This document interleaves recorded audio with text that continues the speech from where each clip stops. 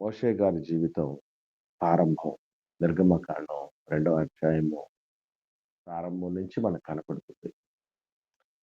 మొదటి అధ్యాయం వరకు ఇశ్రాయేలు సమాజం యొక్క పూర్తి వ్యతలు, బానిసత్వపు జీవితాలు, వాళ్ళు అణచివేతలు, ఇవన్నీ మొత్తం కనబడుతూ ఉంటే, దీని కొనసాగింపు 2వ అధ్యాయంలో కూడా కనబడుతుంది. అయితే ఎస్పెషల్లీ ఆ ఇశ్రాయేల్ అందరినీ కాకుండా బాధలు పడుతున్నటువంటి, ఆ బానిసత్వపు వ్యతలు పడుతున్నటువంటి ఇశ్రాయేల్ అందరి కుటుంబాల తరపున ఒక కుటుంబపు ప్రస్తావన, ఆ కుటుంబంలోనికి వచ్చిన ఒక కుమారుడి ప్రస్తావన ఈ నిర్గమకాండం 2వ అధ్యాయంలో మొదలయ్యి ద్వితీయోపదేశకాండం చివరి వరకు కొనసాగుతుంది. అంటే ఇశ్రాయేల్ అందరి విషయము ఇక ఈ 2వ అధ్యాయం నుంచి ఎక్కువగా ప్రస్తావించటం జరగదు. కేవలం ఒక కుటుంబం, ఆ కుటుంబంలో ఒక వ్యక్తి చుట్టే ఈ యొక్క చరిత్ర అంతా ఇక మీదట తిరగబోతుంది. ఆ కుటుంబం ఎవరిదో కాదు, మోషే గారి కుటుంబం. ఆ వ్యక్తి ఎవరో కాదు, మోషే గారు. సో ఈయన గురించి, ఈయన యొక్క జననము, అలాగే వాళ్ళ యొక్క ఆ తల్లిదండ్రులు, వాళ్ళ గోత్రము, మోషే గారు ఏ టైంలో పుట్టారు, వీటన్నిటి గురించి కూడా మనం నేర్చుకుంటాం. అయితే మనం వాక్య భాగంలోకి వెళ్ళటానికి మునుపు నిన్నటి దినాన్న మనం ఒక ప్రశ్నతో క్లోజ్ చేయటం జరిగింది. అదే మరి సిప్రా, పూయ, మంతసాన్లు, అలాగే అబ్రహాం గారు, అలాగే ఇస్సాక్ గారు, ఆ తదుపరి రాహాబు వేశ్య, వీళ్ళు కొంతమంది చరిత్రలో అబద్ధాలు చెప్పినట్లుగా ఉంటుంది. కానీ అబద్ధాలాడిన వాళ్ళని దేవుడు గద్దించుటకు బదులు, శిక్షించుటకు బదులు వారికి సంతానాభివృద్ధి కలగజేసినట్లు, వాళ్ళకు మేలు చేసినట్లు, వాళ్ళకు కృప చూపించినట్టు, వాళ్ళకి దీవెనలు ఇచ్చినట్టు మనకు కనబడుతుంది. మరి దీన్ని మనం ఏ విధంగా అర్థం చేసుకోవాలి అన్నటువంటి విషయాన్ని మీ ముందు ఉంచి నిన్నటి దినం నేను క్లోజ్ చేయటం జరిగింది, మీకు అందరికీ తెలుసు. మరి ఎలా వీటిని మనం ఆకలింపు చేసుకోవాలి అంటే, నిన్నటి దినాన్న మనం అంటే విశ్లేషణలో భాగంగా మరొక విషయం కూడా నేర్చుకోవటం జరిగింది. అదేంటంటే ఏమిటి, అబద్ధం కూడా ఒక సహేతుకమైనది అయితే, లేదా దేవుడికి దేవుని ప్రజలకు మేలు చేసేదైతే మనం ఆడొచ్చు అన్నటువంటి విషయాలు కూడా మనం విన్నాం. దీని విషయం మళ్ళొక్కసారి మీరు ఏదో హోంవర్క్ చేసుకుని దాన్ని కూడా మీకు చెప్పడం జరిగింది. ఎవరైనా ఏమైనా దాని విషయమై ఏమన్నా ఆరా తీసి ఏమన్నా విషయం ఏమన్నా తెలుసుకున్న వాళ్ళు ఉంటే దయచేసి పంచుకోండి, టైం వేస్ట్ చేయకుండా. ఒకవేళ లేకపోతే నేనే దానికి సంబంధించినటువంటి ఆన్సర్ చేసి మనం ముందుకెళ్ళిపోదాం. ఎవరన్నా దాని విషయమై గుర్తుపెట్టుకున్నారా, లేకపోతే మర్చిపోయారా, ఏమున్నా కూడా చెప్పండి దయచేసి.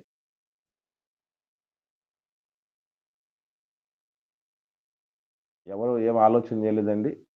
నాకు రెస్పాండ్ అవ్వండి. అంటే పాజిటివ్ గానో, నెగెటివ్ గానో ఏదో ఒకటి మీరు రెస్పాండ్ అవ్వకపోతే నేను ఎట్లా తెలుసుకోవాలి చెప్పండి?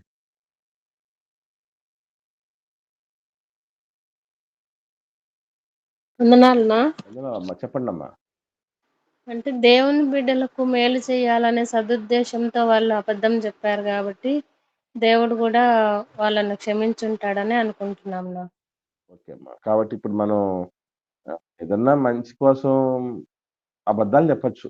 అంతే కదమ్మా? అంతే అన్నా. ఇంకా ఎవరన్నా మాట్లాడేవాళ్ళు ఉంటే చెప్పండి. సిస్టర్ ఒక విషయం పంచుకున్నారు.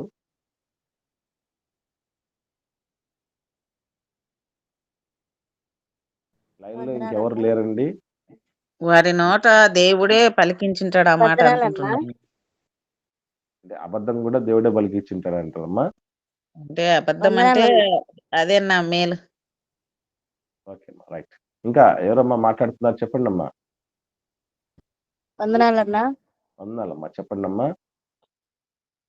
అన్నా, నిర్గమాకాండం మొదటి అధ్యాయం అక్కడ 20వ వచనంలోనే ఉంది కదన్నా, దేవుడు వారిని ఆశీర్వదించాడు, దేవునికి భయపడ్డారు వాళ్ళు అని చెప్పి. ఉమ్, అవునమ్మా. దాన్ని బట్టి వాళ్ళు చేసింది మంచి పనే అని అనుకుంటున్నాను. కరెక్టేనమ్మా. ఇప్పుడు ఓకే, ఈ ఆధారాన్ని బట్టి ఆ విధంగా మనం చేయటం తప్పు కాదు, మంచి పనే అన్నటువంటి రీతిగా అనిపిస్తుంది. అంతే కదమ్మా? ఇంకా అవును. ఇంకా వందనాలన్నా. వందనాలు తల్లి. చెప్పమ్మా.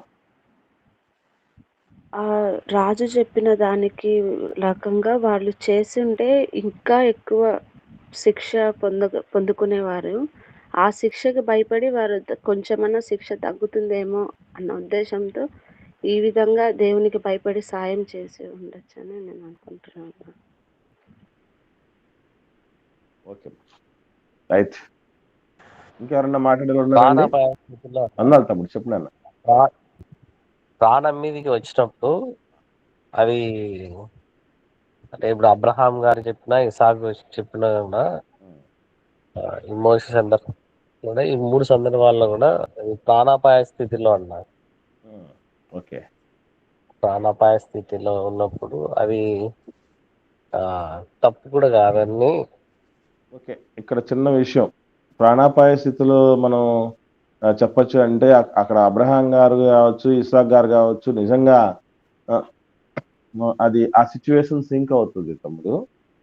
కానీ ఇప్పుడు ఈ సిప్రా పోయే మంత్రసానులు వాళ్ళు అబద్ధం చెప్పారని తెలిస్తే రిస్క్ ఎక్కువ ఉంటుందా, లేకపోతే అబద్ధం చెప్పారని తెలియకపోతే రిస్క్ ఎక్కువ ఉంటుందా? దేనివల్ల రిస్క్ ఎక్కువ అవుతుంది చెప్పండి? మోషే గారి ప్రాణానికి ప్రమాదం కదా, దేవుని పిల్లల ప్రాణానికి ఎక్కడ కాదు. ఇక్కడ అబద్ధాలు చెప్పారు అని తెలిసినప్పుడు క్షిప్రాపోయే మంత్రసానులకు ప్రమాదం ఉందా లేదా? ప్రాణం మీదకి వచ్చినప్పుడు అని అంటే మన ప్రాణం మీదకేనా లేకపోతే ఇతరుల ప్రాణం మీదకేనా తమ్ముడు? దేవుని పిల్లల ప్రాణం మీదకి రా. Okay, right. మంచిది, బాగా ఆలోచన చేశారు అందరూ, చాలా సంతోషం. అయితే ఇక్కడ మనం ఎప్పుడైనా కానీ దాని విషయంలో ఆలోచన చేసేటప్పుడు ఖచ్చితంగా కాలములను గుర్తుంచుకోవాలి. స్థూలంగా మనకి గ్రంథంలో ఎన్ని కాలాలు ఉన్నాయండి? ఎన్ని కాలాలు ఉన్నాయి? 2 కాలాలను. 2 కాలాలు. ఏంటేంటమ్మా? మోసే గారి కాలము, యేసుక్రీస్తు ప్రభుల వారి కాలము. 3 కాలాలు. ఇంకా అమ్మా చెప్పండి అమ్మా. 3 కాలాలు. ఏం కాలాలు అమ్మా చెప్పమ్మా? పితరుల యుగము, ప్రవర్తల యుగము, క్రీస్తు యుగం. ఇది ఇంతకుముందు నేను చాలాసార్లు చెప్పాను మీకు. వెరీ గుడ్ నాన్న. పితరుల యుగం అంటే ఆదాము హవ్వలు మొదలుకొని మోషే గారు ధర్మశాస్త్రం ఇచ్చేంత వరకు కూడా పితరుల యుగం అని చెప్పబడుతుంది. వాళ్ళు మనస్సాక్షి అనేటటువంటిదే వాళ్లకు న్యాయాన్యాయాల నిర్ణేత. ఇదంతా ఏం పుకిటి పురాణం ఏం కాదు. రోమపత్రిక అంతా కూడా మనకు ఈ 2వ అధ్యాయంలో ఎస్పెషల్లీ వీళ్ళ గురించి ఉంటుంది. ధర్మశాస్త్రం లేనటువంటి వాళ్ళు, ధర్మశాస్త్రం క్రింద ఉన్నటువంటి వాళ్ళు, ధర్మశాస్త్రం తర్వాత ఉన్నటువంటి వాళ్ళని. కాబట్టి ఇప్పుడు మనం ఏదైతే ఈ విషయాలు మనం అబ్రహాం గారి కోసం, ఇస్సాక్ గారి కోసం, తదుపరి ఈ సమయంలో మరి షిఫ్రాపోయా మంత్రస్థానులు, వీళ్ళు తర్వాత రాహాబ్ అని వేశ్య, ఈ కేసులు ఈ కాలం ఎప్పటి కాలం ఇది? పితరుల కాలం. ముఖ్యంగా అయితే అప్పట్లో 10 ఆజ్ఞలు లేవు కదన్నా, అబద్ధం ఆడకూడదు అనే ఆజ్ఞ వాళ్ళ ముందు లేదు కాబట్టి వాళ్ళు అట్లా ఆడింటారని అనుకుంటున్నాను. ఇప్పుడు కాలం గురించి చెప్పేసరికి ఏమైపోయిందమ్మా? క్లారిటీ. అవునవును. కాబట్టి మనము దేన్ని మాదిరిగా తీసుకోవాలి అన్నది కూడా తెలియాలి. అంటే పితరుల కాలంలో ఉన్నటువంటి విషయాలకు మనం ఇప్పుడు బాధ్యులం కాదు. ఆ పరిస్థితి, ఆ కాలము గతించినది. తర్వాత ధర్మశాస్త్రపు కాలం తాలూకు విషయాలు మనకు సంబంధించినవి కాదు. మనం క్రొత్త నిబంధన క్రింద ఉన్నాం. కాబట్టి క్రొత్త నిబంధనలో అబద్ధం చెప్పినటువంటి వ్యక్తులను దేవుడు ఖండించినట్టుందా లేదా? ఎక్కడన్నా ఒక్క అబద్ధాలు చెప్పి ఏదైనా మంచి చేయించున్నటువంటి వాళ్ళు లేదా అబద్ధం చెప్పటం వల్ల దేవుడు ఆశీర్వదించినట్టు ఎక్కడన్నా చూసారా మీరు న్యూ టెస్టిమెంట్ లో? చూసారా ఎవరన్నా? ఎవరు లేదన్నా మాట్లాడుతున్నారు? లేదు లేదన్నా సార్. లేదు. అంటే వాళ్లకు స్పష్టమైన ఆజ్ఞే లేనప్పుడు మనం అది తప్పు అని ఎలా చెప్పగలం? భారతదేశం చట్టం చేసింది, దొంగతనం నేరం, ఎవడన్నా దొంగతనం చేస్తే ఈ విధంగా జైలు శిక్ష విధించబడుతుంది అని ఆల్రెడీ చట్టం చేసింది. చట్టం చేసిన తర్వాత మనం ఎంటర్ అయ్యాం. అప్పుడు కదా అప్లై అయ్యేది అది. అంటే చట్టమే లేనప్పుడు ఇంకా వాళ్ళ మేలు కోసమనో, ఇంకా వీళ్ళ మేలు కోసమనో, అది మంచి కోసమో, ప్రాణం మీదకి వచ్చినప్పుడనో, ఇవన్నీ జనరల్ ఇష్యూస్. బిబ్లికల్ ఇష్యూస్ ఏంటంటే ఏ నిబంధన కింద ఉండాలి, ఏ కాలంలో ఉండాలి, దాన్ని మనం ఎలా అప్లై చేసుకోవచ్చు, ఇది మనకు తెలియాలి. పనిలో పనిగా సమయం వచ్చింది కాబట్టి నేను అడుగుతున్నాను. మీకు ఎవరికైనా తెలుసుంటే ఆన్సర్ చెప్పండి. ఇప్పుడు లోతు గారి కుమార్తెలు, ఇక్కడ లోతు గారి కుమార్తెల విషయం, అలాగే యూదా గారు తామారు విషయం చాలా మంది వేరే విధంగా ఆలోచన చేస్తూ ఉంటారు. ఏమండి ఇక్కడ అంటే లోతు గారి కుమార్తెల విషయంలో తప్పెవరు చేశారు? వారి కుమార్తెలు చేశారండి. రైట్.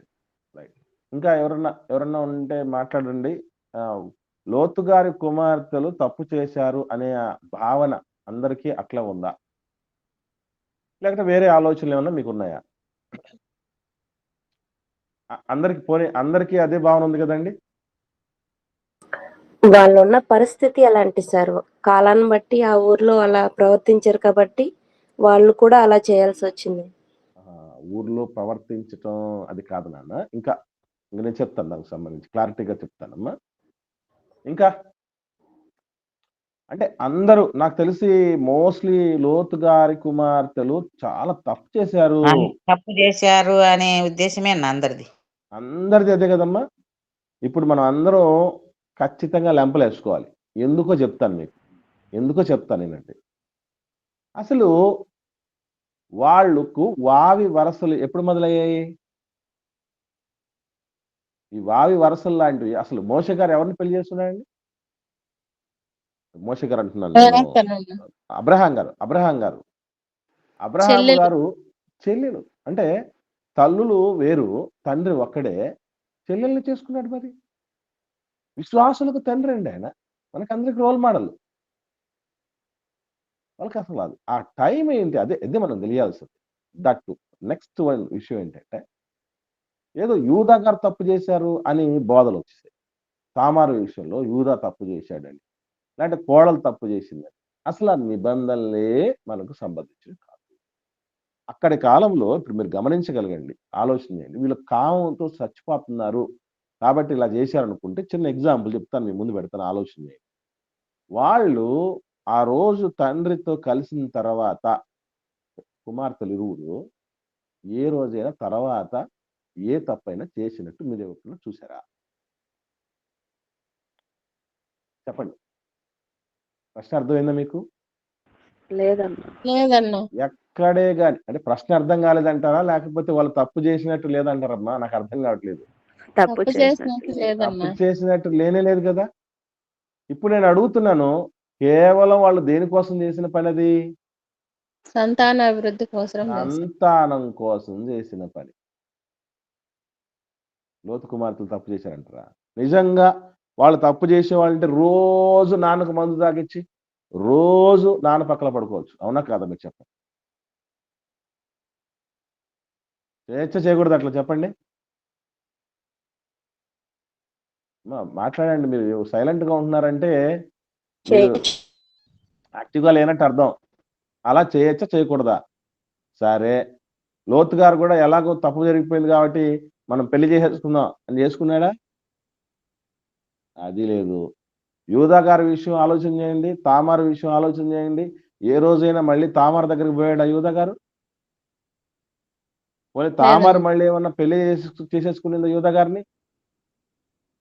అస్సలు అంటే మనం ఇప్పుడున్నటువంటి చట్టాన్ని టక్కుమని ఏం చేస్తున్నామంటే చట్టం లేని చోట కూడా పెట్టేస్తున్నాం. అంత మాత్రమే కాకుండా కనీసం ఏంటి వాస్తవం ఏంటి? అక్కడ ఎందుకు వాళ్ళు అలా చేయగలిగారు? నెక్స్ట్ వాళ్ళు ఏం చేయగలిగారు? ఇది మనం ఆలోచన చేస్తే ఇప్పుడు చెప్పండి, లోతు గారి కుమార్తెల తప్పు ఉందంటారా? లేదంటారా? యూదా గారిది గాని, తామార్ గారిది గాని ఏమన్నా తప్పు ఉందంటారా? సర్లేండి. చిన్న ఇంకొక క్వెషన్ ఇంకొకళ్ళు మీకు ఒకవేళ ఏమంటారు దాన్ని జీర్ణించుకోవటానికి కష్టం అనిపిస్తే, లోతు గారి కుమార్తెలే గనక తప్పు చేసుంటే, లోతు గారి కుమార్తెల యొక్క వంశాలు వచ్చేసాయి కదా! మోయాబీయులు, అమ్మోనీయులు వచ్చారు. వాళ్ళందరి కోసం కూడా లోతు కుమారులున్నారు, లోతు బిడ్డలున్నారక్కడ జాగ్రత్త అని కూడా దేవుడు చెప్తాడు తెలుసా మీకు? కొన్ని సందర్భాల్లో ఇశ్రాయేల్ ప్రయాణాల్లో లోతు బిడ్డలున్నారక్కడ, లోతు సంతానం ఉంది జాగ్రత్త. ఆ ప్లేసెస్ మీరెవరు టచ్ చేయటానికి కూడా లేదంటాడు. ఏంటి పాపం చేసిన వాళ్ళు కొమ్ముగాయటం దేవుడు? సరే. సొదొమ గొమొర్రాలని దేవుడు ఎందుకు నాశనం చేశాడు? కామాంధులు ఉన్నారనే కదండి! కదా! మరి ఈ కుమార్తెలు కామాంధులైతే దేవుడు చంపేయలేడా? ఎందుకు చంపేయలేదు మరి? అంతమందిని బస్తీపట్నం చేసినోళ్ళు ఈ ఇద్దరిని చంపేయటం పెద్ద మ్యాటరా దేవుడికి? ఆలోచన చేయండి. ఇవన్నీ మనసులో పెట్టుకొని ఒకసారి ఆలోచన చేసి చెప్పండి. లోతు గారి కుమార్తెలు తప్పు చేసినట్టు అనిపిస్తుందా ఇప్పుడు మీకు? అంటే అప్పటికి తప్పు చేయలేదు కదన్నా. లేదమ్మా, అదే చెప్తుందమ్మా. ఆ కాలం అనేటటువంటి పరిస్థితి కావచ్చు, లేకపోతే నిజంగా వాళ్ళ ఆలోచన ధోరణి కావచ్చు, ఆ తర్వాత వాళ్ళ పరిణామాలు వాళ్ళ జీవితంలో జరిగేది గాని చూడగలిగితే ఎక్కడ తప్పు కాదు. మనం ఆ పర్సెప్షన్‌లో ఆలోచన చేయలేదు అంతే. కాబట్టి ఎవరన్నా మాట్లాడుతున్నప్పుడు లోతు కుమార్తెలు వాళ్ళు గూడా కామంతో కొట్టుకున్న ఇది తప్పండి. అసలు పదజాలమే తప్పు. దేవుడు సైలెంట్‌గా ఉండి ఇంకా వాళ్లకు ఆశీర్వదించడానికి సిద్ధపడ్డాడంటే దుర్మార్గుల్ని ఎందుకండి ఆశీర్వదిస్తాడు ఆయన? ఆలోచన చేయండి. అలా అంటే ఇంక తామారు వంశంలో నుండి వచ్చిన ఇది అంతే కూడా కదమ్మా! తప్పైపోతుందన్న. అంతే కదమ్మా మరి. ఆ దేవుని యేసుప్రభు వారు ప్రణాళిక. వచ్చింది ఎక్కడి నుంచి? యూదా గోత్రం ఉంది. ఆమె నుంచి కూడా వచ్చింది. అవునన్నా. అవునన్నా. కాబట్టి మనం ఏం అర్థం చేసుకోవాలి? వాళ్ళు పాపాత్ములు కాదు. వాళ్ళు తప్పు చేసింది లేదు. మనమే మనకున్న చట్టాలను అట్లా అప్లై చేస్తున్నాం. తదుపరి తర్వాత వాళ్ళ పరిస్థితి ఏమైంది? వాళ్ళు ఎలాంటి నిర్ణయాలతో బతికారు అన్నటువంటి విషయం కూడా మర్చిపోయారు. ఓకేనండి? అర్థమైందా ఇప్పుడు మీకు? అలాగే మీరు చూడండి రాహాబు వేశ్య దగ్గరికి వద్దాం. రాహాబు వేశ్య సమయానికి కూడా ధర్మశాస్త్రం రాలేదు. దట్టు అసలు ఆమె ఇశ్రాయేలురాలే కాదు కదా! ఇశ్రాయేలులకు సంబంధమే లేదు ఆమెకి. దాన్ని ఇశ్రాయేల్ చట్టంలోకి తెస్తే ఎట్లా? ఇలా మనం పొరపాట్లు చేయకూడదు. ఇలా చేయటం వల్ల ఏమవుతుందంటే మనకు కూడా ఏం ప్రేరేపణ వస్తుంది? మనకు కూడా ఏ ప్రేరేపణ వస్తుంది చెప్పండి? తప్పు చేయొచ్చులే అనే ప్రేరేపణ. కొన్ని పరిస్థితుల్లో అయితే మనం కాంప్రమైజ్ అయిపోవచ్చులే అన్నట్టు అనిపిస్తుంది. ఏమండి? అన్న మనకి ఇప్పుడు మరి ఆయన చెప్పమ్మా. యాకోబు గారి కుమారుడు పెద్ద రూబేను తప్పు చేసినట్టు బాగా క్లియర్‌గా ఉంది గదన్నా! ఎక్కడ ఏమనమ్మా? అది నాన్న ఆదికాండంలోని. అదేనమ్మా నాన్న పడకకు రావటానికి అసలు అతను చేసినటువంటి పని ఇంటెన్షనల్‌గా కావాలనే చేసినట్టుగా లేదమ్మా అక్కడ. అంటే వీళ్ళు గూడా తెలిసే తండ్రి తప్ప ఇంకెవరికి అదేనా అదేనమ్మా. తప్పుగా మాట్లాడితే క్షమించండి. అమ్మా చెప్పమ్మా. ఇంకా వేరే వాళ్ళెవరైనా ఉండింటారు గదన్నా తండ్రి గాకుండా. కానీ అక్కడ జరిగినటువంటి పరిస్థితి ఏంటంటేనమ్మా, వాళ్ళకు ఏమైనా అర్థమైందమ్మా అక్కడ ఉన్నటువంటి సిట్యుయేషన్ ఏంటి? సొదొమ గొమొర్రాలు భస్మీపట్నం అయిపోతున్నాయి. ఇంక మనతో పోవడానికి ఏ మగవాడు లేడు. అలాంటి టైంలో వాళ్ళ పరిస్థితులు ఎట్లా ఉందంటే ఇంకా లేరు. మొత్తం అంతా చచ్చిపోయింది ప్రపంచం అంతా. ఎవరు లేరు. అనేటటువంటి భావనకు వచ్చేసారు వాళ్ళు. కాబట్టి మంచి ఉద్దేశం. రూబేను చేసిన పొరపాటుని లోతు గారి కుమార్తెలో దాంతో అస్సలు మనం పోల్చటానికి లేదు. వాంటెడ్‌గా ఏం చేశాడు రూబేను? ఈ అంటే పిన్నమ్మతో ఉన్న వైరం. అమ్మకి రూబేను యొక్క తల్లి ఎవరు? లేయమ్మకి వాళ్ళ యొక్క లేయమ్మ యొక్క చెల్లి రాహేలమ్మతో రాసి ఉన్నటువంటి వైరాన్ని బట్టి, రాహేలమ్మ యొక్క ఈ పనికత్తె ఉంది కదమ్మా! ఎవరు? బిల్హామ. ఆమెతో తప్పు చేస్తాడు. అది చాలా స్పష్టంగా ఉంది. ఇంకోటేంటి? యాకోబు గారే స్వయంగా చెప్తాడు. నాన్న నీ తండ్రి మంచం ఎక్కేవరా నువ్వు అని. కానీ ఇలాగ దేవుడు ఎక్కడని చెప్పాడా మరి? లోతు గారి కుమార్తెల విషయం ఎప్పుడన్నా దేవుడు చెప్పాడా? పోనీ ఏ దైవజనుడన్నా చెప్పాడమ్మా బైబిల్‌లో? లేదన్నా. అర్థమైందమ్మా డిఫరెన్స్ తేడా? అర్థమైందన్న. అది కాదు. రైట్. ఇప్పుడు మనం మోషే గారి దగ్గరికొద్దాం. మోషే గారి యొక్క ఈ జనన ప్రారంభాలు ఇవన్నీ కూడా మనం జాగ్రత్తగా గమనించగలిగితే 2వ అధ్యాయం ప్రారంభం నుంచి తొలి 10 వచనాలు నేను చదువుతాను. జాగ్రత్తగా మనం నేర్చుకుందాం. లేవి వంశస్థుడొకడు వెళ్ళి లేవి కుమార్తెను వివాహము చేసుకొనెను.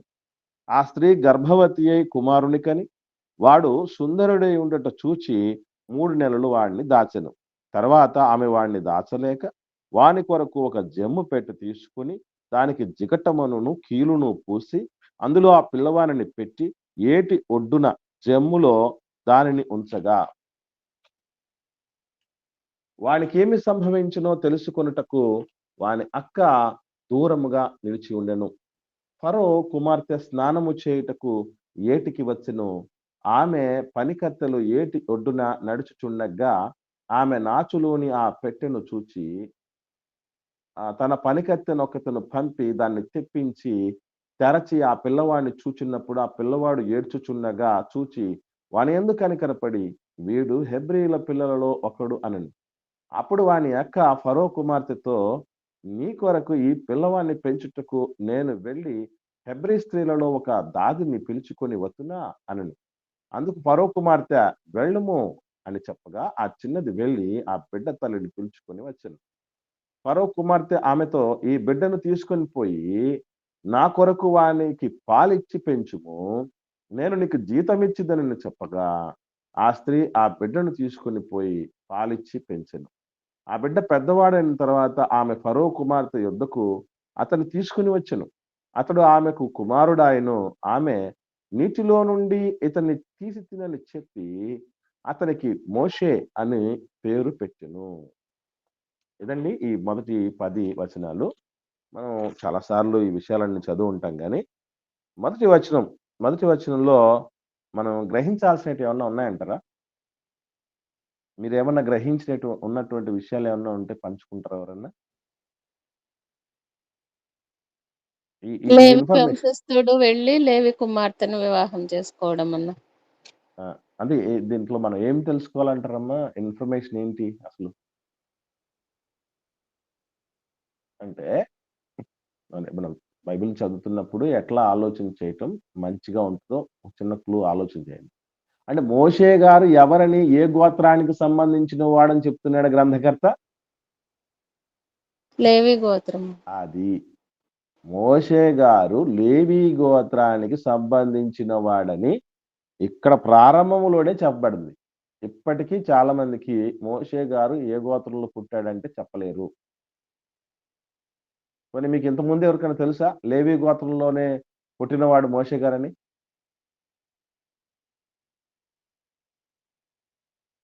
ఎవరు మాట్లాడట్లేదండి. మీకు తెలుసో తెలియదో ఆలోచించలేదో ఏదో ఒకటన్నా మీరు చెప్పండి. తెలుసన్నా. మోషే గారు లేవి గోత్రంలో పుట్టాడని ఈ వచనాన్ని బట్టి ఎంతమంది మనం ఆలోచన చేస్తాం? అదే మనకు తెలియాలి. ఒకటి. రెండవది ఏంటంటే లేవి వంశస్థుడు లేవి కుమార్తెని పెళ్లి చేసుకున్నాడు. ఎందుకట్లాగా? వేరే గోత్రంలో ఎందుకు చేసుకోకూడదు అంటే వాస్తవంగా ఈ చెప్పమ్మా మాట్లాడుకోవాలి.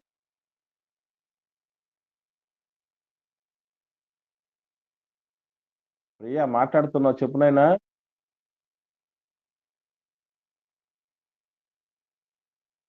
రైట్. ఇక్కడ మనకు గోత్రాలు ఎప్పుడైతే ఫామ్ అయ్యాయో అప్పటి నుంచే దేవుడు ఒక పద్ధతి, ఒక చట్టం పెట్టాడు. అదేంటంటే ఏ గోత్రము వాళ్ళు ఆ గోత్రంలోనే పిల్లల్ని వివాహం చేసుకోవాలి. అందుకే ఆహ్, మనకు యోసేపు గారు మరియమ్మ వివాహం గూడా ఎవరి గోత్రంలో వాళ్ళకి జరిగింది అనంటే యూదా గోత్రంలోనే, ఒకటే గోత్రంలో నుంచి వాళ్ళు వివాహం చేసుకోవటం జరిగింది.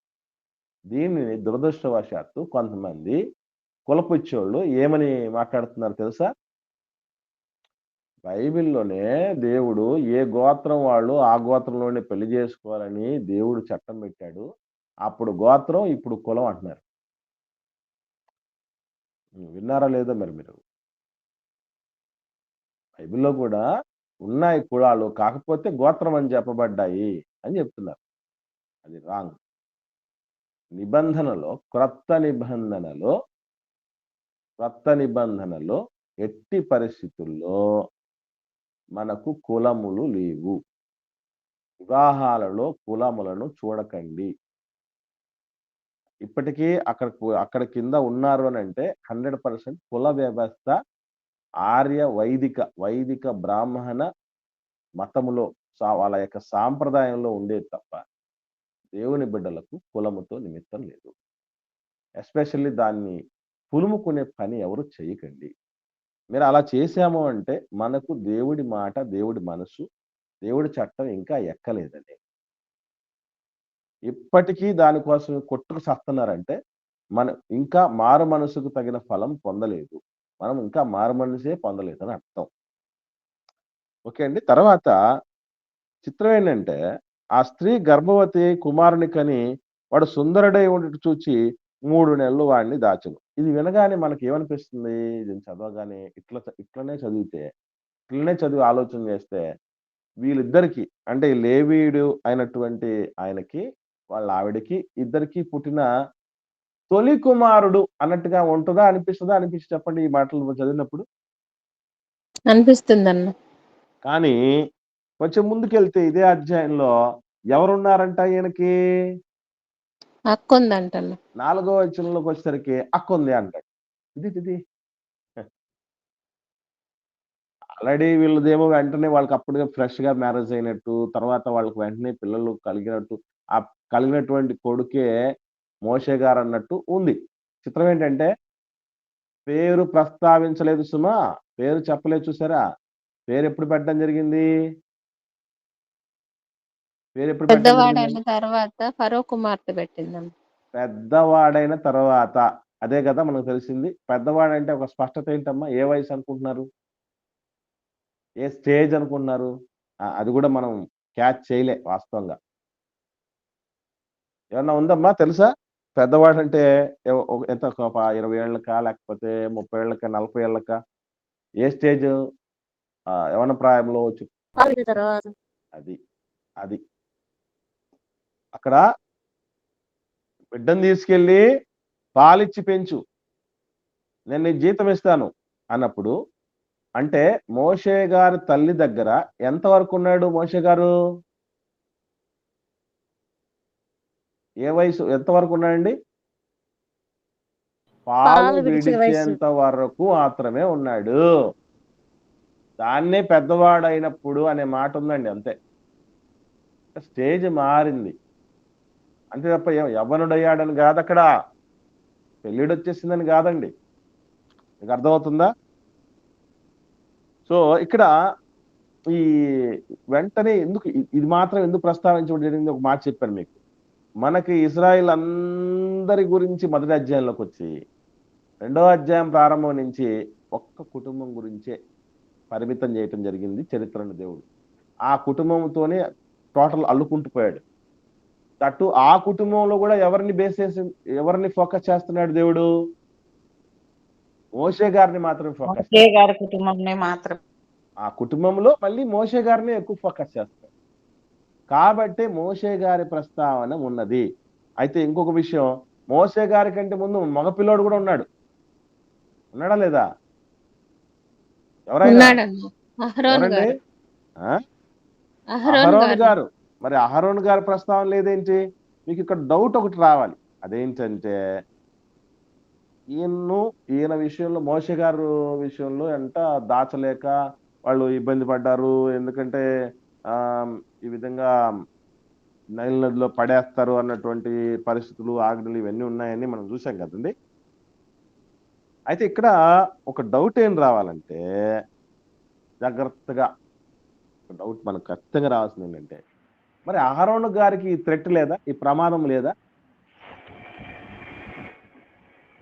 క్వశ్చన్ అహరోన్ అర్థమైందా గారి మీకు? సమయానికి రాజు ఈ ఆజ్ఞ ఇవ్వలేదేమో అన్న.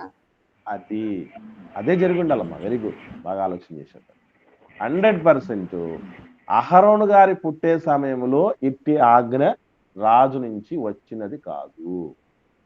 అందుకే ఆయన సేఫ్ అయిపోయాడు. నిజంగా సంకటం ఉంటే ఇద్దరికి వచ్చేసి ఉండాలి, ఇద్దరి విషయం ప్రస్తావన ఉండాలి. కాదు, అహరోను గారిది అహరోను గారు పుట్టే సమయానికి ఇట్టి ఆజ్ఞలు లేవు. ఏంటి, కానుపెట్టెల మీద మగపిల్లడు పుట్టినట్టు కనపడితే చంపేయండి, లేదు ఎవరన్నా మిగిలిపోయి ఉంటే తీసుకెళ్లి నైల్ నదిలో పడేయండి అనేది ఎటువంటి ఆజ్ఞలు లేవు. మోషే గారు పుట్టే సమయమే వెరీ వెరీ వెరీ చాలా స్కేరియస్ట్ సిచ్యువేషన్. అది భయానకమైనటువంటి పరిస్థితుల మధ్య హీరో ఎంటర్ అయ్యాడు. పరిస్థితులు ఏం బాగలేవు ఇశ్రాయేల్ పరిస్థితులు.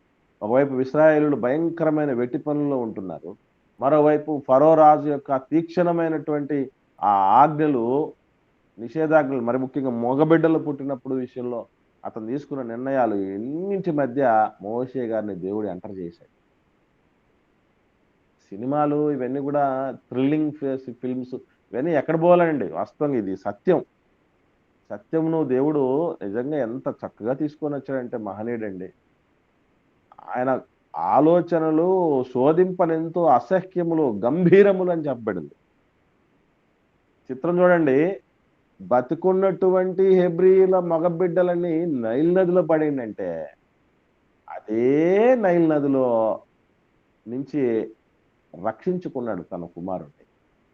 అదే నైలు నదిలో నుంచి ఎక్కడ పంపించాడు? ఆజ్ఞను జారీ చేసిన ఎవరైతే జారీ చేశాడో వాళ్ళ ఇంట్లోనే వాళ్ళ వారసుడిగా పంపించేశాడు. తట్టు ఇక్కడ మీరు గమనించగలిగితే, ఈమె అమ్మగారు నిజంగా మోషే గారి తల్లి గారు మహనీయులు ఊరికి రారండి, మర్చిపోకండి. మహనీయులు ఊరికి రారు. ఏమండి, మోషే గారి తల్లి గారికి ఉన్నటువంటి ఆ గొప్ప,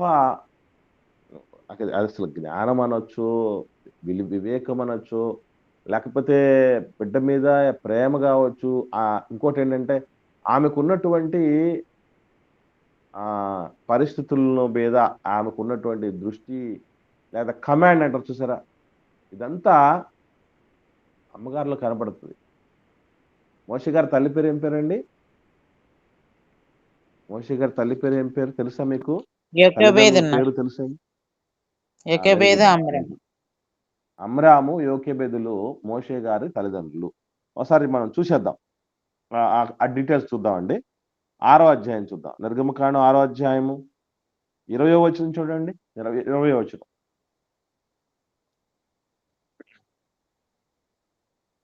ఒకటి చదవండి.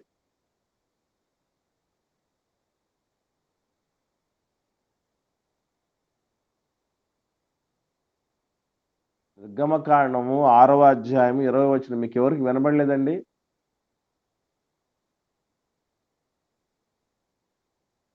అమ్మా, ఎవరు మాట్లాడట్లేదు. అమ్రాము తన మేనత్త అయిన యకోబేదును పెళ్లి చేసుకొనెను. ఆమె అతనికి అహరోనును మోషేను కనెను. అమ్రాము 130 ఏండ్లు బ్రతికెను. ఇస్సారు చాలు తల్లి. సో ఇక్కడ మనకేమర్థమైంది?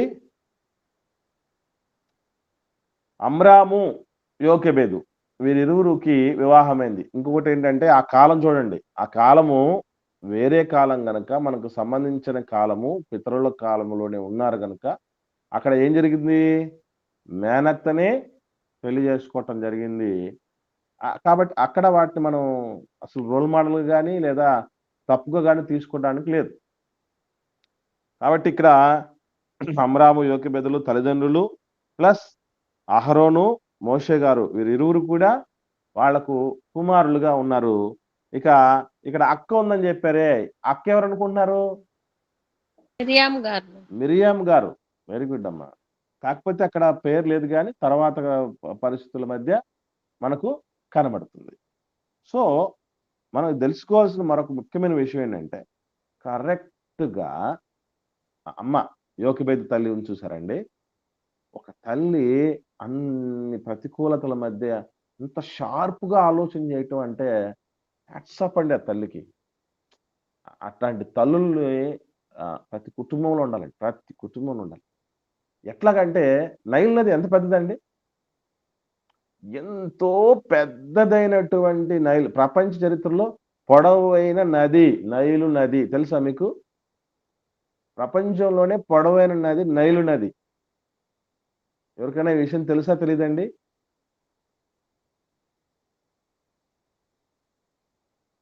ఎవరు ఏం మాట్లాడటమే లేదు అసలు. ఏమైందో మీకు? దయచేసి దయచేసి రెస్పాండ్ అవ్వండి. ఎందుకు అట్లా అవుతున్నారు మీరు? రాత్రి అంతా ఏమన్నా జాగారం చేశారా? ఆదికాండంలో ఉంది కదన్నా, ఏమనుందమ్మా? నైలు నది ఎంతో పెద్దదనని. పెద్దదని ఉందమ్మా. కాకపోతే జనరల్ నాలెడ్జ్ పరంగా మనం ఆలోచన చేసినా కూడా ప్రపంచంలో పెద్ద నది నైల్ నది అని ఉంది. సో ఇంత పెద్ద నదిలో అసలు కరెక్ట్గా ఆ పర్టికులర్ ప్లేస్లోకే ఫరో కుమార్తె స్నానం చేయటానికి వస్తుందని అమ్మకి ఎట్లా తెలిసింది? యోకెబెదమ్మకు. మనం బైబిల్ చదువుతున్నప్పుడు ఈ డౌట్లు రావాలి. అరే ఇంత పెద్ద నదిలో ఆ పర్టికులర్ ప్లేస్లోకే వస్తుందంటే ఈ అమ్మకి ఏం తెలిసి ఉండాలి ముందే? ఇవన్నీ చూసి ఉండాలి. కొడుకునేమో 3 నెలల తర్వాత దాచలేకపోతాం. 3 నెలల తర్వాత ఎందుకు దాచలేదు తెలుసండి పిల్లల్ని? ఎవరికైనా ఐడియా ఉందా అన్న ఎందుకు దాచ? అప్పుడు పాకుతా ఉంటాడు, పాకుతా ఉంటాడు, ఇంకా ఒక చోట ఉండడు. ఇంకా అమ్మా ఇంకా వెరీ గుడ్, అది కూడా కరెక్ట్ అమ్మా. అప్పుడు కేకలు వేస్తా అంటారు, ఎక్కువ అరుపులు వినిపిస్తా ఉంటాయి బయట. 3 నెలలకే పాకే పరిస్థితి ఉంటుందమ్మా. 3 నెలలు అయిపోతానే పాకుతారన్నా. 3 బోళ్ళ నెలలకి పడడం, బోళ్ళ పడడం. బోర్ల పడడం మాత్రం నేను ఆలోచన చేశాను కానీ పాకటం అనేది నాకు తెలిసి టైం పడుతుంది.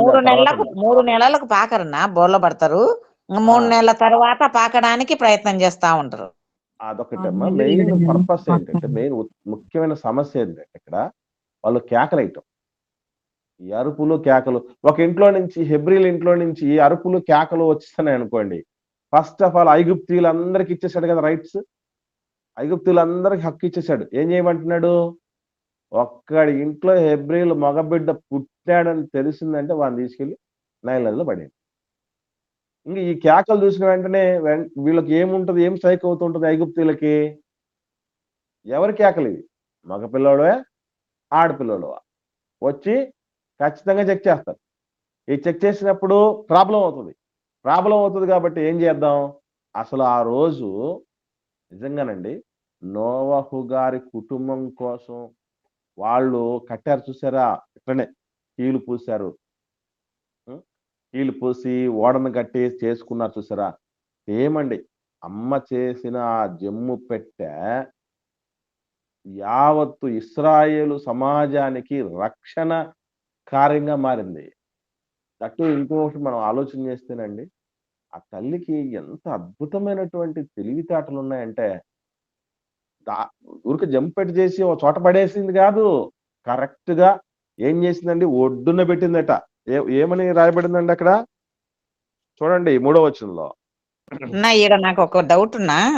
అమ్మ చెప్పండి అమ్మా. మోసే కంటే పెద్దోడు అహరోన్ ఉన్నాడు కదన్నా, మరి అహరోన్ ఎందుకు చంపలేదన్నా? నేను అదేనమ్మా, ఇంత ఆల్రెడీ అయిపోయింది కదమ్మా. మీరు మరి కరెక్ట్ గా దాన్ని ఆలోచన చేశారు, విన్నారా లేదు మరి? అన్న ఇప్పుడే ఆయన ఆకుకూర తీసుకొని పొద్దున్నే ఒక ఆయన పిలుస్తా అంటే అట్లా బయట పోయినన్నా. ఓకేనమ్మా. ఇక్కడ గమనించండి, మనం ఇంతకుముందు మనం ఆలోచన చేసామమ్మా దాన్ని. అహరోను గారి పుట్టిన సమయానికి ఆజ్ఞ జారీ కాకుండా ఉండాలి. ఏది? మగబిడ్డడు పుడితే వాడిని కానుపెట్టల మీద చంపేయండి, లేదంటే మిస్ అయినటువంటి వాళ్ళని తీసుకెళ్లి నైల్ నదిలో పడేయండి అన్నటువంటి ఆజ్ఞ అహరోను గారి టైంకి వచ్చి ఉండొద్దమ్మా. తర్వాత మోసే గారు పుట్టే సమయానికి వచ్చి ఉంటుంది కాబట్టి ఆయన సేఫ్ అయ్యాడు. అయితే అది మనం ముందు పుట్టిన పిల్లలను వదిలేసినారు అయితే. అవునమ్మా, వదిలేశారు. దాన్ని బట్టే వాళ్ళు సేఫ్ అయ్యారు. లేకపోతే ఎట్లా బతుకుతారమ్మా? స్కోపే లేదు. అలాగే మీరు గమనించండి, ఇక్కడ అమ్మ ఏం చేసిందట? 3వ వచనంలో జిగటమన్నును కీలును పూసింది. ఎందుకు కీలు పోయాల్సి వచ్చింది? జిగటమన్ను కీలు ఎందుకు పోయాలి? వాటర్ దానిలోకి ఎంటర్ కాకూడదు. అంటే అమ్మ ఏమి ఆలోచన కలిగి ఉంది అంటే, ఏదో ఒకటి వీళ్ళే తీసుకెళ్ళి నైల్ నదిలో పడేసే కంటే ఏదో చిన్న రెమెడీ చేద్దామని కాదు. అమ్మ మామూలు ఆలోచన లేదండోయ్. మహానుభావుల తల్లులు అప్పుడప్పుడు చెప్తూ ఉంటారు. ఆడబిడ్డల గురించి ఏమని ఉంటదంటే, నేను రాజు కాలేకపోయానని. వద్దండి. రాజులకు తల్లులు మీరు. మహానాయకులకు తల్లులు చేశాడు ఆడబిడ్డల్ని దేవుడు. ఆ తల్లికి ఎంత తీక్షణమైన తెలివితేటలున్నాయంటే, వాటర్ సింక్ అవ్వకూడదు. మళ్ళీ ఎక్కడ పెట్టింది? ఏటి ఒడ్డుల జమ్ములో దాచింది. అసలు ఒడ్డు దగ్గర పెద్దగా ప్రమాదం ఉండదు ఒకటి. రెండోదేంటంటే, జమ్ములో పెట్టిందంటే, జమ్ములో అటు ఇటు ఎక్కడ పోవటానికి ఉండదండి. ఒక ప్లేస్‌లోనే స్టేబుల్‌గా ఉండిపోద్ది. జమ్ము గడ్డి ఉంటది గదా! అక్కడ ఆ ప్లేస్‌లో పెడితే సేఫ్‌గా ఉండడానికి అవకాశం ఉంది. దట్టు ఎక్కడ పెట్టింది కరెక్ట్‌గా? ఫరో కుమార్తె ఎక్కడైతే వచ్చి స్నానం చేస్తదో అక్కడ పెట్టింది. ఎందుకు మరి ఫరో కుమార్తె స్నానం ఫరో కుమార్తెని అమ్మ ఎందుకు టార్గెట్ చేసిందనంటే, చాలా మంది చరిత్రకారులు ఏమని మాట్లాడతారంటే, బేసికల్లీ వాళ్ళు అన్యులు గనక, మరి అంటే దేవునికి దగ్గరైనటువంటి ప్రజలు కాదు గనక ఐగుప్తీయులు. వాళ్ళకి ఒకే పెళ్లి చేసుకోవాలి, ఒకే భార్య ఉండాలి. ఇదేమి రెస్ట్రిక్షన్స్ ఏమి ఉండవండి మిగతా వాటిలో. ఫరో గారికి చాలా మంది భార్యలు, చాలా మంది పిల్లలు ఉండేవాళ్ళట. వాళ్ళల్లో ఈ స్నానం చేయటానికి నైల్ నది దగ్గరకు వచ్చినటువంటి కుమార్తె అందరికంటే యోగ్యత కలిగినటువంటి కుమార్తెట. ఎంత యోగ్యత అనంటే, ఇప్పుడు ఫరో గారి తర్వాత ఎవరు సింహాసనం మీదకి వెళ్ళాల్సినటువంటి ఒక పరిస్థితి ఉందంటే ఈమె ఫరో కుమార్తె అని పిలుచబడినటువంటి ఆమె. ఇంకా ఆమెకు పిల్లలు లేరట. ఇదొక ట్విస్ట్. దేవుడు ఎందుకు గర్భాన్ని ఆ టైంలో ఆమెకు ఎందుకంటే కొడుకులు ఆల్రెడీ ఉన్నారనుకోండి, మోషే గారిని చూస్తుందా? మోషే గారిని చూడరు. కాబట్టి దేవుడు ఏం చేశాడు? ఫరో కుమార్తె యొక్క గర్భాన్ని మూసేశాడు. ఆ గర్భాన్ని మోయటంతో పాటు ఎప్పుడైతే పిల్లలు లేని పరిస్థితులు ఉంటారో ఏం చేస్తూ ఉంటారండి? బేసికల్లీ అందరూ ఎలాంటి ఆలోచనలు ఉంటారంటే, పిల్లలు లేనటువంటి వాళ్ళు ఎవరినో ఒకరిని తెచ్చేసుకొని పెంచుకుందాం అనే పరిస్థితి. అలాంటి టైంలో ఎవరు అంటే బేసికల్లీ మనం అట్లా ఆలోచన చేస్తున్నప్పుడు ఎక్కడో చోట ఒక బిడ్డ దొరికాడు అనుకోండి, ఏమనుకుంటాం మనం వెంటనే?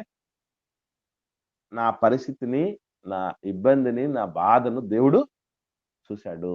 నాకు దేవుడే ఈ బిడ్డనిచ్చాడు. వరపుత్రుడు నాకు దేవుడిచ్చిన వాడు అనే ఆలోచన బేసికల్ అనుకుంటాం. కరెక్ట్‌గా ఆమె స్నానం చేసే ప్లేస్ తెలిసింది యోకెబెదమ్మకు. ఆ ప్లేస్‌లోనిలో పెట్టేసింది కరెక్ట్‌గా స్నానం చేయటానికి వచ్చే టైంకి ముందే. ఎందుకంటేనండి, పాలు తాగుతారు గదా! పాలు తాగేటువంటి వయసు గదండీ అది. 3 నెలల వయసంటే ఏం వయసండి? అందుకే అప్పటికే ఏమైపోయింది మోషే గారికి? ఏడుస్తున్నాడు. ఎవరు లేరు.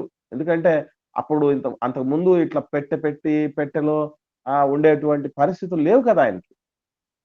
ఏడిస్తే అన్నో, అక్కో, అమ్మో, నాన్నో వచ్చేవాళ్ళు, అమ్మ పాలిచ్చేది, అన్నీ చూసుకునేది, ముద్దులాడేవాళ్ళు, ఓదార్చేవాళ్ళు అన్నీ ఉన్నాయి. ఒక స్పెషల్ సిట్యుయేషన్‌లోకెళ్ళిపోయాడు ఆయన. దట్టు ఆ పరిస్థితుల మధ్య ఈమె చూసింది. ఫరో కుమార్తెనే చూసేటట్టు చేశాడు చూసారా దేవుడు. ఏ అంతఃపురములో నుంచి ఆజ్ఞ వచ్చిందో అదే అంతఃపురములో నుంచి ఉన్నటువంటి ముఖ్యమైనటువంటి కుమార్తె, రేపు ఆ సింహాసనం మీదకి వెళ్ళాల్సినటువంటి కుమార్తె దగ్గరికే దేవుడు తీసుకెళ్ళాడు. అదొకటే కాదండి, నిజంగా చాలా వండర్‌ఫుల్ గా దేవుడు నడిపించినటువంటి పరిస్థితి మనకు కనబడుతది. ఇంకోటేంటంటే, అమ్మకి ఎంత ప్రేమ, బిడ్డ మీద ఎంత ఆహ్, ఆలోచన ఉందనంటే, కూతురికి కూడా చెప్పేసింది. ఏమని? ఇప్పుడు ఈ ఈ అక్క ఉన్నారు కదండీ! మిరియాం తల్లి. మిరియాంకి ఎవరు చెప్పి ఉండాలండి? తమ్ముడు ఎట్లా జరుగుతుంది, ఏం జరుగుతుందో చూస్తూ ఉండు, గమనిస్తూ ఉండండి. ఆమెకే వస్తదా ఆలోచన, లేకపోతే అమ్మ చెప్పి ఉంటదా? అమ్మే చెప్పింది. 100% అమ్మ చెప్పాల్సింది. ఎందుకంటే అమ్మ చెప్పందే, అమ్మ నేర్పందే, నాన్న నేర్పందే ఏ స్థితికొచ్చాం మనం అంతా. ఏమండి? కాబట్టి ఆ చిన్న ప్రాయంలో ఉంది అక్క కూడా. పెద్ద ఏజ్ డిఫరెన్స్ ఏం గాదు. ఆమె కూడా పసిప్రాయమే ఆమెది కూడా. కొన్ని సంవత్సరాల వయసు ఉంటది అంతే. ఆ అక్క దూరం నుండి వాడికి ఏం సంభవించుదని చూస్తూ ఉంది. ఎప్పుడైతే ఫరో కుమార్తె వెళ్ళి వీడు హెబ్రీయుల కుమారుడు అని వెంటనే కనుక్కుంది. నేను ఇంతకుముందు చెప్పాను. హెబ్రీయుల కుమారుడా లేకపోతే ఇంకొకరి పిల్లోడా అని ఎలా కనుక్కోవచ్చు? ఈ ప్రశ్న మీ ముందు పెట్టాను ఇంతకుముందు. ఎట్లా కనుక్కొని ఉంటదండి ఆమె? నదిలో పడేశారు కదన్నా. ఏమ్మా? నదిలో పడేసినారు కాబట్టి వాళ్ళ పిల్లోళ్ళే అట్లా పడేయమన్నారు కాబట్టి. వెరీ గుడ్ అమ్మా, వెరీ గుడ్. బేసికల్లీ మనం తెలుసుకోవాల్సిన విషయం ఏంటంటే, ఐగుప్తీయుల బిడ్డలను అట్లా పడేసేటటువంటి కర్మ ఐగుప్తీయులకు లేదు. ఫస్ట్ పాయింట్ ఇది. కదా! ఐగుప్తీయుల పిల్లలను ఆ విధంగా పడేసే పరిస్థితులు, నిషేధాజ్ఞలు, ఆంక్షలు ఐగుప్తీయుల పిల్లలకు లేవు. ఉన్నదంతా ఎవరికి? ఇశ్రాయేలీయులకే, హెబ్రీయులకే. ఒకటి. రెండోది, ఈజీగా ఎవరు ఆ పిల్లోడు ఐగుప్తీయుల పిల్లోడా లేకపోతే హెబ్రీయుల పిల్లోడా అని రూపం చూసినా చెప్పేయచ్చు. ఎందుకు చెప్పండి? ఆయన సుందరుడై ఉండుట చూచి అని ఉంది కదన్నా. ఓకేనమ్మా. అదే కాదమ్మా. ఒకవేళ అంటే జాతులు వేరే ఉంటాయండి. ఇప్పుడు మనం జపాన్ వాళ్ళ పక్కన మనం ఉన్నాం అనుకోండి. మనం జపాన్ వాళ్ళమా లేకపోతే వేరే జాతి వాళ్ళం ఈజీగా కనుక్కోవచ్చా, కనుక్కోలేమా? కనుక్కోవచ్చండి. ఖచ్చితంగా చైనా కనుక్కోవచ్చు. వాళ్ళని ఈజీగా కనుక్కోవచ్చండి. అంటే ఈజిప్షియన్స్ వాళ్ళకు ఉన్నటువంటి ఆ రూపం గాని, ఆ కలర్ గాని అవన్నీ చాలా డిఫరెంట్. ఈజీగా కనుక్కోవచ్చు. ఈజిప్షియనా లేకపోతే హెబ్రీయుడా అనేటటువంటి విషయం ఈజీగా కనుక్కోవచ్చు. తర్వాత సున్నతి అనేటటువంటిది దాన్ని బట్టి కూడా ఈజీగా కనుక్కోవటం. అంత దాకా వెళ్ళాల్సిన పని లేదు. ఫస్ట్ పాయింట్ ఏంటంటే, మగబిడ్డలకు థ్రెట్ అంటే మగబిడ్డల ప్రమాదం ఉన్నటువంటిది ఐగుప్తీయులకు కాదు, హెబ్రీయులకే. దాన్ని బట్టే ఇట్లాంటి పరిస్థితి వచ్చింది ఒకటి. తర్వాత పై రూపం జస్ట్ రూపం చూడగానే ఐగుప్తీయుడా, హెబ్రీయుడా ఈజీగా కనుక్కోవచ్చు. వెంటనే హెబ్రీయుల్లో ఒక్కడు అని అనగానే ఎక్కడో ఉన్న అక్క ఏం చేసిందో తెలుసా? దూరం నుంచి చూస్తుందట కదా అక్క, మిరియామమ్మ. వెంటనే ఏం చేసిందండి? సీన్ దగ్గరకు వచ్చేసింది. వెంటనే సీన్ దగ్గరకు వచ్చి ఒక ప్రశ్న అడుగుతోంది. ఏమనంటే, నీ కొరకు పెంచుకోవటానికి నేను ఒక హెబ్రీ దాదిని పిలుచుకొచ్చిదా అంటాం. నిజంగానండి. కొందరు మేధావితనం, మేధస్సు ఎంత గొప్పగా ఉంటుందంటారండి. మనకు ఆలోచన రాకపోయినా ఆలోచన రప్పిస్తారు. ఇప్పుడు హెబ్రీయుల పిల్లల్లో ఒకడు అనే ఆలోచన మాత్రం చేసింది కదండి ఎవరు? ఫరో కుమార్తె. కానీ వెంటనే ఆమె మైండ్‌లోకి ఏం చొప్పిస్తోంది? వెళ్ళి ఆ చిన్న బిడ్డ ఏం చెప్పింది?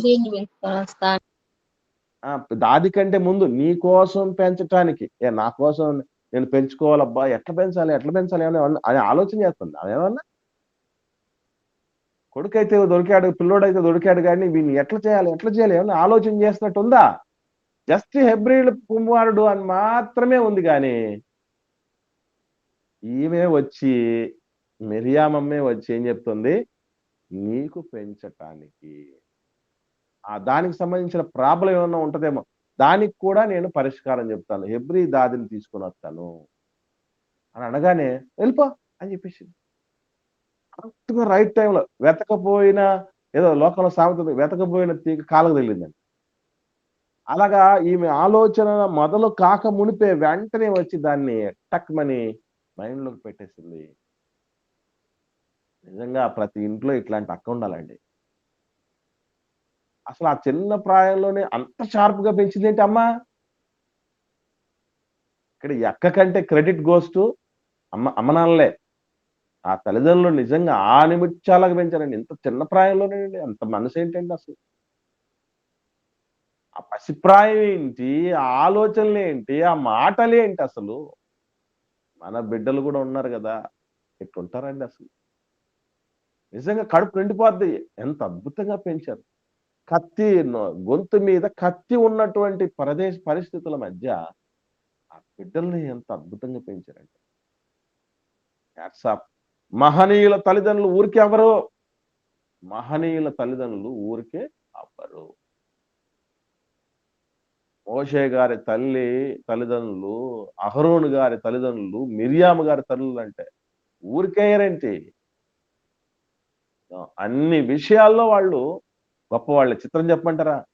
పాలు మానిపించే సమయానికే మోషే గారిలో ఏ ఏ ఏ అద్భుతమైనటువంటి బీజాలు నాటాలో అన్ని నాటేసిందమ్మ. అవునా కదా?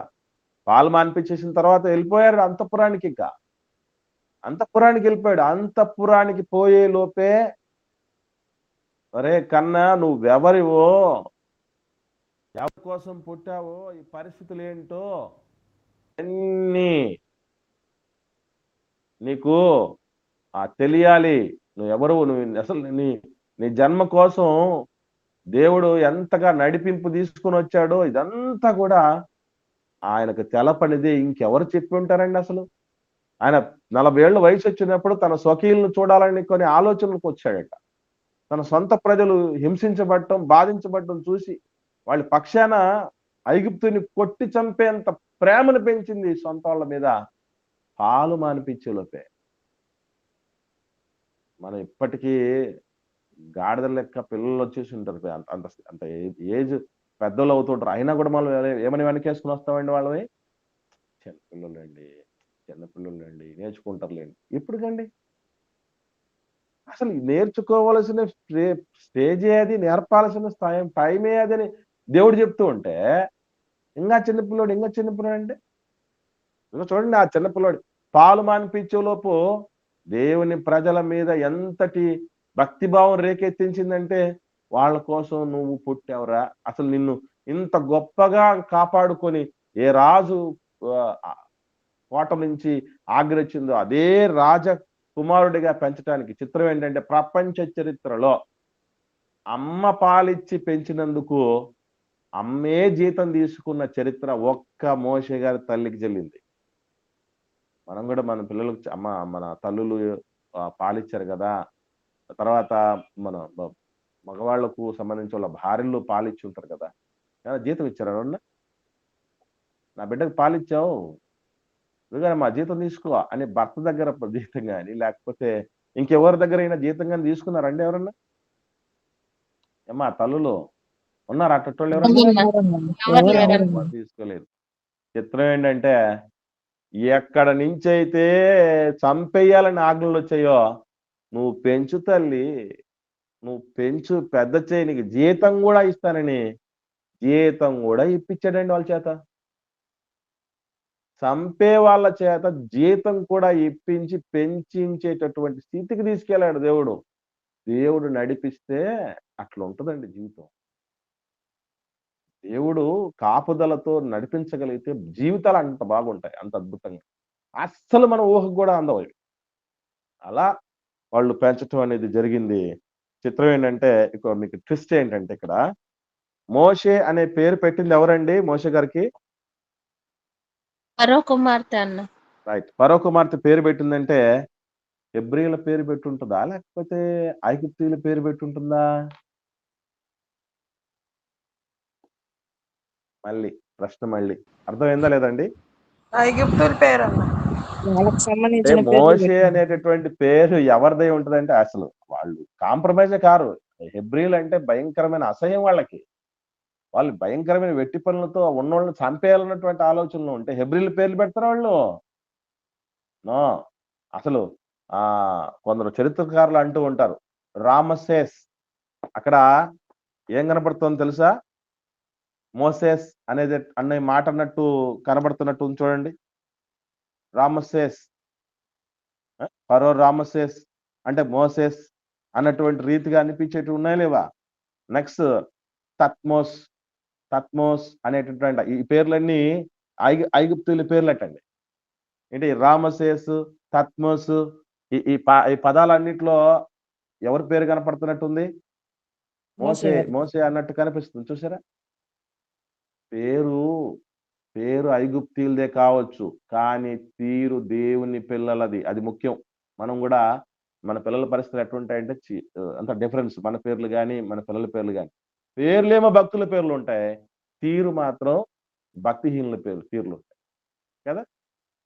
కానీ మోషే గారు అనే పేరు ఐగుప్తీయుల పేరు, కానీ బ్రతుకంతా ఏమి నిండిపోయిందంటే భక్తి నిండిపోయింది. దేవుని ప్రజల కోసం ప్రాకులాడినటువంటిది. అది చరితార్థమైనటువంటి జీవితం. అట్లా మన పేరు ఏదన్నా కావచ్చండి, కానీ బ్రతుకును దేవుడు చూస్తాడు. పేరును బట్టి ఏమి ఉండదు. అందుకే బాప్తిసం తర్వాత పేర్లు మార్చుకోవాలి. ఈ దీని మీదే చచ్చిపోయేవాళ్ళు చాలా మంది. ఆ విధంగా అనుకుంటే మరి ఐగుప్తీయుల పేరది, మోషే అనే పేరు. ఇశ్రాయేల్ పేరు కాదు అది. నువ్వు పేరే ఐగుప్తుల పేరుందిరా, వెళ్ళిపోవాలని దేవుడేం వదిలేయలేదండి. మోషే గారి బ్రతుకు ముఖ్యం, ఆయన కమిట్మెంట్స్ ముఖ్యం, ఆయన తీర్మానాలు ముఖ్యం, ఆయన యొక్క ఆలోచన సరళి వైఖరి ముఖ్యం, ఆయన ప్రవర్తన ముఖ్యం. అదే చూస్తాడు దేవుడు. కాబట్టి ప్రియులారా, ఇది మొదటి 10 వచనాలు. వీటిల్లో ఏమన్నా మీకు ఏమైనా సందేహాలంటే దయచేసి అడగండి. లేని పక్షాన ఒక ప్రార్థన చేయండి, మనం ముగించుకుందాం.